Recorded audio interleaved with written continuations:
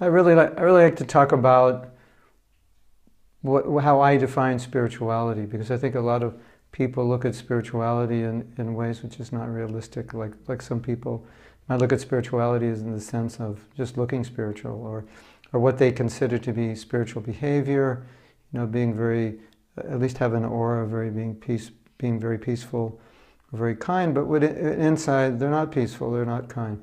So I see spirituality as integrity, as an alignment between spiritual ideas and internal consciousness, or at least an alignment between behavior and spiritual ideals. Sometimes internally we're conflicted, sometimes we are angry, we are upset.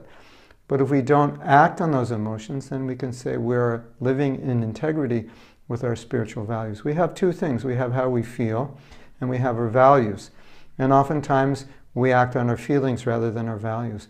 And if you're practicing spiritual life, you have many, many highly elevated values which come from sacred literature.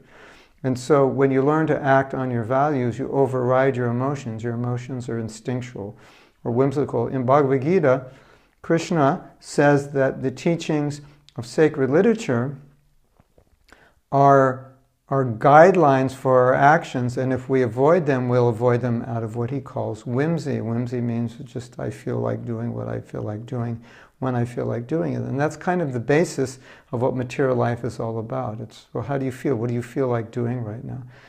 But there are higher things than what we feel. We have intelligence which guides us, because sometimes what we feel is not the best thing. Now, when you're elevated spiritually, what you're feeling will be in line with sacred teachings. It will be in line with your higher self. But until you reach that point, that's not always going to be the case. It may be sometimes, but sometimes it may be just the opposite.